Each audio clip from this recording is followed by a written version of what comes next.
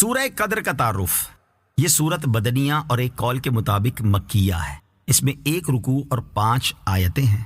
قدر کے بہت سے معنی ہیں، البتہ یہاں قدر سے عظمت و شرافت مراد ہے، اور چونکہ سورت میں لیلۃ القدر کی شان بیان کی گئی ہے، اس مناسبت سے اسے سورہ قدر کہتے ہیں۔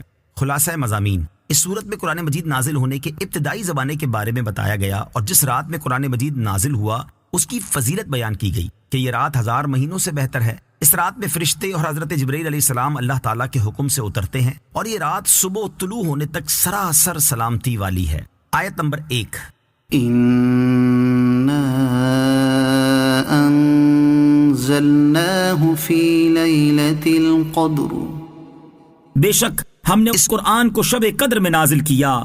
فرمائے کہ بے شک ہم نے اس قرآن مجید کو لوح محفوظ سے آسمانی دنیا کی طرف یک بارگی شب قدر میں نازل کیا۔ اہم باتیں: نمبر 1، اس رات کو شب قدر اس لیے کہتے ہیں کہ اس شب میں سال بھر کے احکام نافذ کیے جاتے ہیں، اور فرشتوں کو سال بھر کے کاموں اور خدمات پر مامور کیا جاتا ہے، اور یہ بھی کہا گیا ہے کہ اس رات کی دیگر راتوں پر شرافت و قدر کے باعث اس کو شب قدر کہتے ہیں۔ نمبر 2، سال بھر میں شب قدر 1 مرتبہ آتی ہے، اور کثیر روایات سے ثابت ہے کہ وہ رمضان المبارک کے آخری عشرے میں ہوتی ہے، اور اکثر اس کی بھی طاق راتوں میں سے کسی ایک رات میں ہوتی ہے۔ جمہور علماء کے نزدیک رمضان المبارک کی 27ویں رات شب قدر ہوتی ہے، اور یہی حضرت امام اعظم رضی اللہ تعالی عنہ سے مروی ہے۔ آیت نمبر 2 اور 3: وَمَا أَدْرَاكَ مَا لَيْلَةُ الْقَدْرِ لَيْلَةُ الْقَدْرِ خَيْرٌ مِّنْ أَلْفِ شَهْرٍ، اور تجھے کیا معلوم کہ شب قدر کیا ہے؟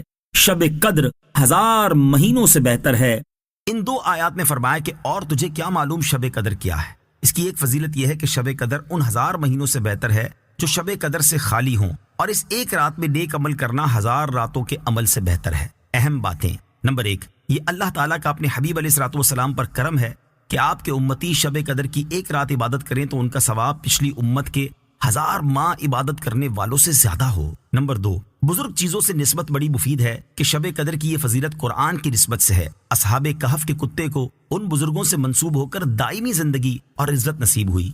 نمبر 3، تمام آسمانی کتابوں سے قرآن پاک افضل ہے کہ قرآن مجید پڑھنے کا ثواب دیگر کتابوں سے زیادہ ہے۔ آیت نمبر 4: تنزل الملائكة والروح فيها بإذن ربهم من كل أمر، اس رات میں فرشتے اور جبرائیل اپنے رب کے حکم سے ہر کام کے لیے اترتے ہیں۔